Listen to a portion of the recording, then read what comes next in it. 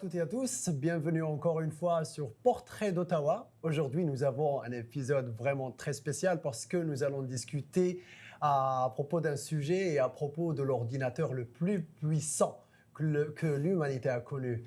Vous allez découvrir avec nous plein d'informations qui vous seront très utiles. Restez avec nous, n'est-ce pas Leïla? Ah oui, effectivement. Et là, en fait, je pense que le sujet qu'on va aborder aujourd'hui, c'est un sujet qui nous concerne tous parce qu'on est tous, comment je vais dire, noyés dans le bruit des réseaux sociaux, des emails. On est surexposé à l'information. Et je ne sais pas pour toi, mais moi, je commence à avoir des trous de mémoire. Tout le temps. Ça ne me rajeunit pas, je pense. Et je pense que c'est quand même assez grave parce qu'à mon âge, avoir des trous de mémoire, ça devrait être quand même assez alarmant, n'est-ce pas, Sabra? Bien au contraire. Bien au contraire. Je suis venue justement pour sensibiliser les gens et parler de cet effet-là et de dire que c'est pas grave, c'est juste qu'il faut connaître les bonnes astuces, les techniques, les stratégies, avec une bonne hygiène mentale. Et là, on va résoudre pas mal de problèmes, de trous de mémoire, de concentration et d'attention. Alors, on connaît l'hygiène, mais on ne connaît pas l'hygiène mentale. Est-ce que tu peux nous en dire plus? Et surtout, toi qui es coach formatrice certifiée en mémoire et apprentissage, est-ce que tu peux nous transporter un peu dans ton univers? Avec plaisir. Donc, je suis passionnée du cerveau humain depuis que j'ai découvert cet univers. Ça me passionne énormément. Et si je prends le cerveau, c'est l'organe le plus important. C'est avec lequel tout le monde fonctionne. C'est comme le moteur, finalement, qui va nous aider à mémoriser, à apprendre, à vivre, tout simplement. Donc, si on parle d'hygiène mentale, c'est comment prendre soin de ce cerveau pour éviter justement la décadence ou bien le déclin cognitif. C'est très rassurant déjà de savoir qu'on a la possibilité de prendre soin de prendre soin de notre cerveau, parce qu'au bout d'un moment, je pense que la plupart des gens, une fois qu'ils commencent à avoir des trous de mémoire, ils croient que c'est mort, oui, c'est ça. On pense directement à Alzheimer. On pense à l'Alzheimer, on pense à des signes de vieillesse, on pense au burn-out. Parce qu'il n'y a pas que les trous de mémoire, mais il y a également le trouble de concentration. Ça, c'est quelque chose, je pense, c'est la maladie commune aujourd'hui de notre ère. C'est la maladie du siècle, le trouble de concentration. Moi, personnellement, je n'arrive plus à me concentrer parce qu'il y a tellement de choses. Au fait, on est surstimulé dans notre quotidien. Donc, j'imagine que c'est quelque chose que tu vis avec les personnes que tu formes et que tu accompagnes. Justement, il y a pas mal de personnes qui viennent pour un coaching juste pour la concentration. C'est tout le monde qui se plaint de manque de concentration ou bien de trous de mémoire. J'arrive pas à me concentrer, j'arrive pas à être productif, j'arrive pas à garder mon attention. Et des fois, on fait même pas la différence entre l'attention et la concentration. Comment je fais? Je perds ma mémoire, je n'arrive pas à mémoriser. Ou bien, tout simplement, il y a des personnes qui te disent j'ai toujours eu des difficultés de mémoriser. Je ne sais pas comment mémoriser, je ne sais pas comment apprendre, je suis nulle. Et là, avec ces méthodes-là, on commence déjà à parler de la plasticité cérébrale. Donc, notre cerveau est plastique. Ça veut dire quoi? Ça veut dire qu'il est malléable et qu'on peut apprendre et modifier notre cerveau à tout moment. Et depuis toujours, on a pensé qu'avec l'âge, on perd quand même pas mal de compétences cognitives. Ce n'est pas l'âge, c'est juste le manque de pratique. Parce que la personne, quand elle prend par exemple sa retraite, elle n'utilise pas beaucoup de concentration, de mémoire, elle n'est pas en contact avec les gens et du coup, on remarque tout de suite le déclin cognitif. C'est juste le manque de pratique. J'ai l'impression que tu es en train de parler d'un muscle. C'est comme si on ne s'entraîne pas, on perd automatiquement. Tout à fait, Mehdi. C'est comme un muscle. Donc, le cerveau, c'est comme un muscle. On peut l'entraîner, justement, pour améliorer notre concentration, notre attention ou bien notre mémoire. Très bien. Je pense que tout le monde se pose la question. Si vous avez déjà connu ces symptômes, écoutez, restez concentrés parce que là, nous allons comprendre encore plus comment faire. Exactement. Et on est vraiment assoiffé. On a envie de savoir comment est-ce qu'on peut justement entraîner notre cerveau pour ne pas perdre notre mémoire, mais aussi pour garder le focus un petit peu et notre concentration. Alors, je vais commencer d'abord par expliquer la différence entre l'attention et la concentration. Je vais vous poser justement la question, est-ce que vous connaissez la différence entre les deux? C'est quoi l'attention? C'est quoi la concentration? Honnêtement, je ne sais pas. Je pense qu'il y a une fine ligne entre les deux, mais toi? Pour être honnête, pour moi, c'est pratiquement la même chose. OK.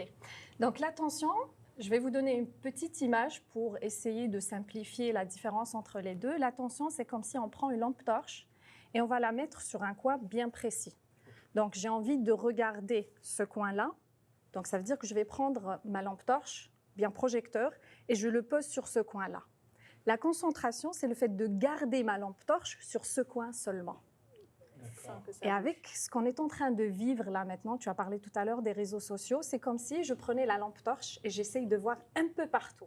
Et comme ça, on finit par ne rien voir. Tout à fait. Donc, je prends ma lampe torche, j'essaye de voir ce côté après ce coin, et je passe d'une tâche à une autre. D'ailleurs, ça a été prouvé scientifiquement que le multitâche n'existe pas. Oh! Oui, on a toujours pensé qu'une femme est multitâche et un homme est monotâche. Eh bien non. Tu déconstruis un mythe, c'est un neuromythe, justement. Oh, wow. Donc, le multitâche n'existe pas. C'est juste que quand on fait plusieurs tâches à la fois, notre cerveau, il fait des sauts ou bien des bonds d'une tâche à une autre. Du coup, si tu es attentif avec une tâche, tu perds l'attention quelques moments et après, tu reprends l'attention sur l'autre tâche. Mais on ne peut pas rester focus ou bien concentré sur deux tâches en parallèle, sauf il y a une possibilité, c'est quand on a une tâche qui est déjà automatique, qui ne nécessite pas la concentration. C'est pour ça qu'on peut conduire et discuter avec quelqu'un. Mais quand on ne connaît pas la route... Hein, c'est pas valable pour tout le monde. Mais justement, quand on ne connaît pas la route, par exemple, qu'est-ce qu'on fait? Soit on diminue le son, ou bien on demande à l'autre personne, est-ce que tu peux t'arrêter un moment? C'est ça, parce que tu étais en mode conduite automatique, tu n'as pas besoin de concentration, tu étais concentré avec la personne qui était en train de parler. Mais au moment où tu as besoin de reprendre ta concentration, tu ne peux pas écouter l'autre personne. Ou bien tu ne peux pas écouter la radio. Tu vas tout simplement arrêter l'autre personne et reprendre ta concentration sur ta conduite et tu oublies la conduite automatique. D'accord. Mais ça fatigue énormément le cerveau. C'est comme si vous ouvrez une page web avec plusieurs onglets.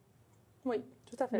Le PC, il bug. Oh mon Dieu. Il faut voir mon ordinateur, moi, avec tous les onglets que j'ai. C'est mon cerveau, là. Mais ça représente ce que j'ai dans le cerveau. C'est parce que quand tu ouvres plusieurs onglets, là, le cerveau, il bug, c'est la même chose. Le PC, pardon, il bug, c'est la même chose avec ton cerveau. D'accord. Tu es sur plusieurs tâches et ça provoque une fatigue cérébrale énorme. Oui, c'est vrai. Donc, au lieu de faire une tâche à la fois et de travailler, de se concentrer sur une seule tâche, on parle du deep work, donc le summum de concentration. D'ailleurs, la meilleure méthode, c'est la méthode du Pomodoro. Donc, la méthode du Pomodoro, c'est le fait de travailler 20 à 25 minutes de pure concentration, de deep work. Après, on prend une petite pause de 5 minutes. Et on fait ce bloc 4 fois. Et à la fin, on fait une grande pause. Vous allez voir, si vous commencez à faire à utiliser cette méthode, vous allez être beaucoup plus efficace. Et ça, je pense que c'est une astuce qu'on devrait surtout dire aux étudiants qui nous regardent aujourd'hui, parce que ça devrait les aider au fait dans leur préparation je sais pas, surtout quand ils ont beaucoup de documents à apprendre ou un gros travail à préparer. La méthode Pomodoro, elle est vraiment très conseillée. Elle a été prouvée par des neuroscientifiques. Un autre élément qui est vraiment important quand on utilise cette méthode du Pomodoro, c'est le fait d'enlever tous les éléments qui perturbent notre concentration. L'ennemi numéro 1, c'est le téléphone. Tout à fait. Donc, même si je ne prends pas mon téléphone, le fait juste de recevoir une notification, ça me fait perdre une concentration. Et des fois, on ne regarde pas le téléphone, donc je reçois une notification. Bon, je suis concentrée, je reste concentrée. Mais le cerveau, il reste focus sur la notification. Il est curieux, il veut savoir. Ce qu'on appelle l'effet Zeigarnik. L'effet Zeigarnik, il y avait une psychologue qui a fait une étude qui voulait voir l'effet de la concentration. Donc, elle a pris plusieurs tâches, elle les a données aux élèves, elle leur a demandé de terminer ces tâches. Elle est sortie au bout de quelques minutes, elle est revenue. Quand elle leur a posé la question, tous les élèves ont parlé des tâches non finies. Ils n'ont pas parlé des tâches déjà finies ou bien des objectifs réalisés. Ça prouve que notre cerveau reste concentré ou bien focus sur les tâches qui n'ont pas été accomplies. Donc, le fait de recevoir une notification et ne pas la voir, ça perturbe encore plus notre attention. Vaut mieux regarder. Exact. Ça a déjà perturbé notre attention. Ou vaut mieux tout simplement enlever le téléphone de notre champ de vision. Idéalement, c'est d'enlever, justement. Enlever le téléphone. On ne le laisse même pas à côté de nous parce que ça suscite notre attention. On a envie de prendre le téléphone, de voir ce qu'il y a. Est-ce que j'ai reçu un mail? De quoi il s'agit? Donc, idéalement, c'est d'utiliser la méthode du Pomodoro avec des blocs de 20 à 25 minutes, avec des pauses de 5 minutes entre les deux blocs. Et ce qu'il faut savoir, c'est que pendant cette pause, je ne reprends pas mon téléphone. J'allais poser la question justement, j'allais dire, est-ce que pendant cette pause, on peut utiliser le téléphone notamment? Non. Idéalement, non. Okay. Parce que quand on parle d'une pause, si tu prends ton téléphone, ça veut dire que ton cerveau ne se repose pas réellement. Donc, si je veux prendre une pause, parce qu'il y a eu quand même 20 minutes de charge mentale. D'accord. Si j'ai envie de prendre une pause, c'est vraiment de respirer, de s'allonger, de s'étirer, de marcher un peu, mais sans aucun effort qui nécessite une charge mentale, justement. Okay. Et si je me permets de poser la question, je vois que tu as ramené avec toi quelques petits accessoires, je dirais. Oui. Je suis curieux pour savoir... en quoi ça pourrait aider. C'est exactement, j'ai l'impression que c'est un jeu. En fait, c'est juste des outils que j'ai ramenés pour expliquer quelques notions du cerveau pour qu'on ait une image de ces notions-là. Alors, ce qu'il faut savoir, c'est que quotidiennement, on a un quota journalier d'énergie cognitive. Donc ça, c'est votre quota journalier. Okay. Le fait de se réveiller et de commencer à scroller, vous êtes en train déjà d'utiliser votre quota journalier d'énergie cognitive. Okay. Donc, au bout d'un moment, quand vous avez envie de faire un travail qui nécessite une réflexion, on ne peut pas rester concentré parce que j'ai déjà utilisé mon quota. Là, ça fait peur, par contre, quand tu le montres de telle manière, tu comprends à quel point tu gaspilles ton énergie. Oui, ça. C'est pour ça qu'il faut vraiment être attentif, surtout aux premières tâches qu'on fait de notre journée. Et c'est pour ça qu'on trouve des fois des entrepreneurs ou bien des hauts responsables qui sont très compétents, qui ont une très bonne mémoire, une très bonne concentration au travail. Une fois ils rentrent à la maison, c'est l'oubli total, c'est la télécommande au frigo, on oublie des fois les clés. Oui. C'est parce qu'ils avaient utilisé tout leur quota. Voilà. Si ça leur apporte de l'argent. Parce qu'il y a des enjeux derrière. La télécommande n'apportera pas de l'argent. Mais l'idéal, c'est quand tu fais la méthode Pomodoro, au lieu d'utiliser tout le quota d'une traite, tu vas les fractionner. Voilà. Donc je vais utiliser un peu. Par exemple, je vais utiliser pendant 20 minutes, je vais lire mes mails, répondre, sans aucune distraction. Du coup, je vais prendre les 20 minutes juste pour lire mes mails et répondre, au lieu de le faire sur 2 heures. Parce que si tu prends avec toi ton téléphone, ou bien il y a plusieurs éléments qui perturbent ton attention, ou bien il y a quelqu'un qui vient frapper à ta porte à chaque fois, te poser une question. Parce qu'en fait, le fait d'être concentré sur une tâche, et quand il y a un élément qui perturbe notre concentration, il nous faut entre 20 et 25 minutes pour reprendre le summum de concentration. Okay. C'est-à-dire que pour éviter tout ça, donc je vais faire directement 20 minutes, un bloc de 20 à 25 minutes, et je vais le consacrer à une seule tâche, une tâche à la fois. D'accord. C'est intéressant ce que tu dis, mais j'ai pas pu éviter de penser au fait, puisqu'on est dans l'ère des réseaux sociaux et l'ère de l'extra-exposition à l'information et aux médias. Et tout à l'heure, vous avez dit que le cerveau, c'est un muscle, donc littéralement, c'est un sport quotidien qu'on exerce. Est-ce que tu aurais des exercices ou des astuces qu'on pourrait faire justement pour entraîner notre cerveau à garder le cap tout en restant dans ce brouhaha d'informations, parce qu'en même temps, on peut pas sortir au fait de ce monde. J'apprécie bien à quel point tu es assoiffé et je sais à quel point nous voudrons vraiment découvrir cela, et c'est ce que nous allons vérifier tout de suite et apprendre avec Sarah après la pause.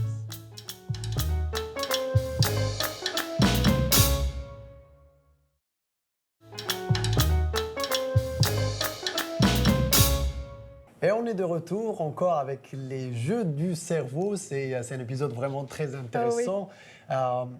Alors, on était justement dans la question de est-ce qu'il y aurait des exercices qu'on pourrait adopter à partir d'aujourd'hui, Mehdi et moi et tous les téléspectateurs, pour pouvoir entraîner notre cerveau à garder son élasticité et son muscle, quoi. Yes, please. Alors, donc si on parle de plasticité cérébrale, c'est le fait d'apprendre, par exemple, une nouvelle chose. Ça aide beaucoup le cerveau. Parce que quand on apprend une nouvelle chose, c'est quoi? C'est notre cerveau fonctionne avec des neurones. On a des neurones. Et quand on apprend une nouvelle chose, c'est un circuit qu'on va créer, ou bien un chemin qu'on va créer entre les neurones. Donc, imaginez qu'on est dans une forêt, on prend un chemin. Donc, si on prend ce chemin plusieurs fois, on va créer réellement un chemin. Si on prend juste une seule fois ce chemin, après, il y aura les herbes et tout. Et après, c'est ça l'oubli, en fait. Même si on a essayé de mémoriser ou bien d'apprendre, c'est ce qui se passe généralement avec les élèves ou les étudiants. Ils apprennent juste pour avoir la note. Tout à fait. Ouais. Donc, on apprend, on a tracé un chemin. Tant qu'il n'y a pas de révision, le chemin, il va s'effacer. Et on oublie. Donc, c'est pour ça qu'il est important de faire des répétitions quand on mémorise ou bien quand on apprend. D'ailleurs, j'aimerais juste parler de la différence entre mémoriser et apprendre. Oui. OK. Donc, mémoriser, c'est le fait mémoriser, c'est le fait d'avoir une information, de la garder ou bien de la stocker et de pouvoir la restituer ou bien la récupérer quand on aura besoin. Apprendre, par contre, c'est le fait de mémoriser, donc de stocker l'information et de pouvoir l'utiliser dans plusieurs contextes. D'accord.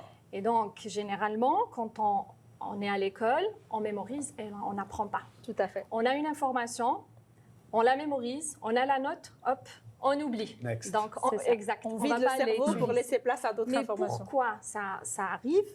C'est parce que dans le système scolaire, on commence par l'abstrait.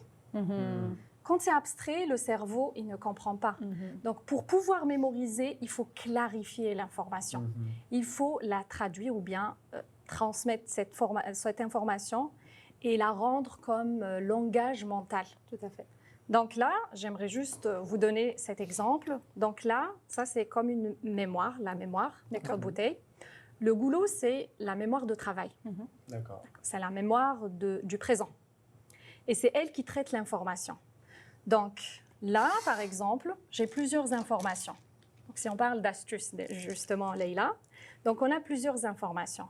Donc j'essaie de mémoriser et de garder ces informations. Vous voyez que ça ne passe pas souvent. Donc la mémoire de travail, elle est limitée. Elle est limitée à traiter 5 à 7 informations. Plus ou moins 2, tout dépend de la personne. Donc idéalement, c'est de prendre une information à la fois et la traiter. Donc quand on dit traiter l'information, c'est juste d'essayer de clarifier. Donc commencer par tout ce qui est concret jusqu'à ce que j'arrive à l'abstrait. Donc je ne sais pas si vous avez vu la vidéo qui parlait du pi, 3,14. Laquelle? Des maths. C'était une vidéo d'une prof de maths qui expliquait c'est quoi le pi, justement. D'accord. Oui, je pense que j'ai déjà vu ça. Ça, c'est impressionnant. Ouais. Les maths, beaucoup de personnes disent qu'ils ont un problème de maths. Pourquoi? Parce que généralement, les maths, c'est abstrait. Il n'y a pas de concret. Pas à comprendre le sens. Alors, si je vous pose la question, c'est quoi le pi? Ouais, le 3,14. Tout de suite, dire 3,14 sans plus, mais on ne sait pas tout. c'est quoi la signification du 3,14. En plus, il y a tous les chiffres qui sont après le 14. C'est ça, oui, exact. Alors, qu'est-ce qu'elle a fait? Donc, elle a demandé aux enfants, par exemple, de prendre une assiette au moment de dîner, de prendre une ficelle et de prendre la mesure du diamètre de l'assiette. Donc, je prends le diamètre, je coupe cette ficelle et je la pose. Je reprends une autre ficelle et je fais le tour de l'assiette. Après, je vais essayer de voir le rapport entre le diamètre et le tour de l'assiette. Okay. Et ça va faire 3 fois et un petit peu. Donc, c'est 3,14. Donc, c'est ça le pi. Tu vois, franchement, et là, tu vas te rappeler de toute ta vie. Hein. Donc, c'est le rapport. J'ai très mal appris les maths. Exactement. Donc, c'est le rapport entre le diamètre et la circonférence. Ok, c'est 3,14. Très bien.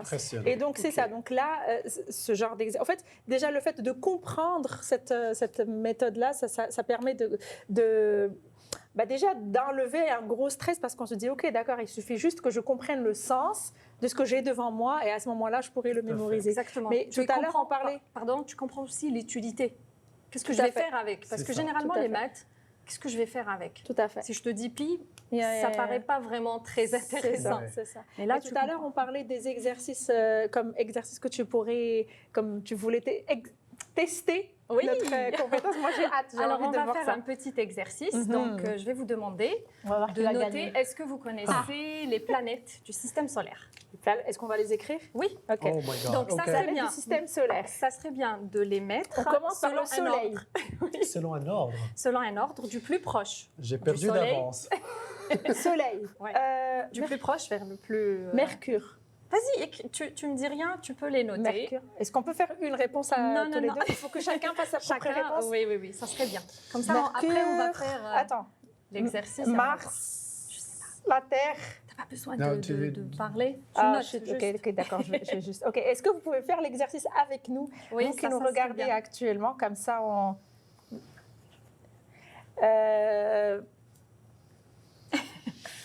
Bon, je sais que là, il y a le petit, là. Le petit, là.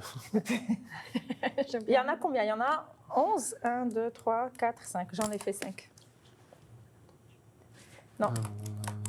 C'est bon. Je pense que c'est bon. On peut... Oui. Okay, tu peux donner ta langue au chat, on continue. Exactement, on ne va pas te faire perdre ton temps. Donc, on va faire l'exercice. Je vais vous demander de fermer les yeux et d'écouter une histoire et d'essayer d'imaginer la scène. D'accord. Donc, on va juste faire cet exercice. Il faut que l'histoire soit en 1 minute maximum pour qu'on puisse... Ok, je vais essayer de faire un petit résumé. Alors, on va imaginer un soleil qui est extrêmement grand et qui est tombé malade, qui a eu de la fièvre. Et là, il y a un thermomètre qui arrive à toute vitesse pour essayer de voir la température du soleil. Et plus il s'approche du soleil, là, on voit le mercure monter dans le thermomètre. Et là, il finit par exploser. Là, vous êtes chez vous, à l'entrée de votre maison. Et là, vous voyez des morceaux de mercure tomber un peu partout devant votre porte d'entrée. Quand tout à coup, la porte s'ouvre et vous voyez une petite fille très jolie, toute belle, toute mignonne, avec une robe à fleurs qui sent l'odeur du jasmin. Et dès qu'elle voit cette scène, elle essaye d'attraper les petites bulles de mercure. Dès qu'elle essaye de les attraper, ça glisse, ça tombe. Et là, elle finit par attraper une bulle. Et elle était toute contente qu'elle la lança très fort. Et cette bulle de mercure tombe dans votre jardin. Et là, vous voyez les morceaux de terre de votre jardin passer dans le jardin de votre voisin. Et là, votre voisin sort de sa maison très furieux. Il est très petit, il était rouge de rage, très en colère. Il tenait dans sa main une barre chocolatée Mars. Et là, vous avez peur, il a commencé à crier, il était furieux. Là, votre ami arrive à toute vitesse. Votre ami qui est gigantesque, très très grand, et il avait une drôle de petite mèche sous forme de J. D'ailleurs, tout le monde l'appelle Jupiter. Donc là, vous regardez votre ami, vous êtes étonné, il y a quelque chose qui n'est pas normal. Et là, vous regardez qu'il a un nouveau t-shirt qui est de plusieurs couleurs, brillant. Et sur son t-shirt, c'est écrit Sun, soleil. Okay. S, très grand, U et N, grand. S pour Saturne, U pour Uranus, N pour Neptune. Et là, vous regardez encore votre ami, vous voyez un petit chien sur son épaule qui était en train de rigoler en voyant toute cette scène. Son chien s'appelle Pluton. Et là, je vous demande d'ouvrir les yeux. Tu peux t'en rappeler? Tu peux t'en rappeler? Je pense que oui, parce que automatiquement, ça te donne l'ordre. Vas-y. À travers, donc, on a Mercure. Le deuxième, c'est avant la Terre. Non, il y a quelque chose avant. Vénus, la petite fille. Voilà. Il y a Vénus, ouais. Il y a Mercure, il y a Vénus, il y a la Terre, il y a Jupiter. Non, Mars. Il y a Mars, il y a Jupiter, il y a Sun, donc Saturne, Uranus, Neptune, et Neptune. Et Platon. Pluton. Wow.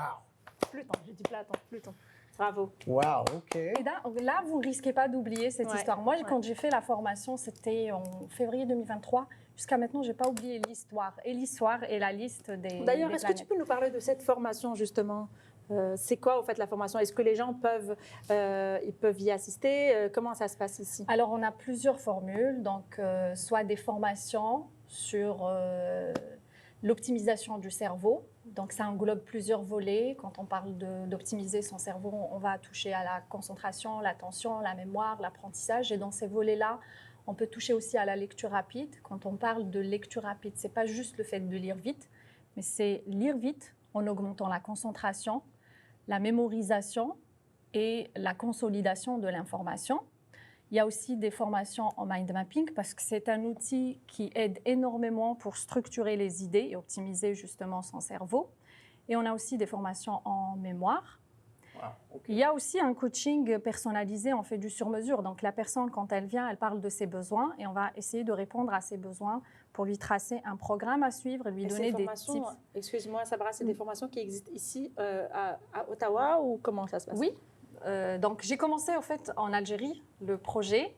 Donc, j'étais enseignante à l'université, j'enseignais la finance. Donc, c'est tout un autre domaine. Et durant mes 8 années d'enseignement universitaire, j'ai remarqué qu'il y avait pas mal de problèmes de concentration, d'apprentissage, le syndrome de la page blanche, des étudiants excellents au moment de l'examen, la panique, le stress. Et là, j'ai commencé à m'intéresser à ce domaine. Je me suis formée et j'ai intégré le championnat du monde des sports du cerveau. Donc, j'ai commencé par former une équipe en Algérie. On a participé au championnat du monde. On a eu 5 médailles, dont une médaille d'or. Donc, le champion du monde junior en mind mapping, c'était un Algérien en 2023. Et c'est un sport, c'est le sport du cerveau. Il y a une session chaque année. Il y a une session par an, mais il y a 4 sessions de Ligue mondiale des sports du cerveau. Donc, pour chaque trimestre, il y a une possibilité de participer à ce concours-là. Est-ce que tu penses à faire ça ici aussi au Canada? Justement, donc quand on est venu au Canada, ça fait 1 an qu'on est là, donc on est venu avec ce projet-là et on aimerait justement concrétiser ou bien réaliser ce projet ici au Canada et d'organiser justement le championnat canadien des sports du cerveau. Mais moi, je suis certaine qu'il y a des gens qui nous regardent aujourd'hui, puis je vois même l'excitation derrière les caméras de notre équipe technique, qui se dit, j'imagine, qui ont des questions à te poser une fois qu'on aura fini, parce que c'est quand même assez intriguant et intéressant comme domaine. Puis c'est pas connu en fait, c'est pas commun comme activité. Donc je pense que les personnes qui nous regardent vont certainement être intéressées par ce concours, par tout ce monde au fait, d'apprentissage. Je trouve ça fascinant. Je sais que vous avez encore plus d'informations à partager avec nous. N'hésitez pas à rejoindre Sabra sur les réseaux sociaux. C'était un épisode très, très, très riche. Merci beaucoup pour tout ce que vous avez partagé avec nous. Et je vous souhaite une bonne fin de journée et à la prochaine.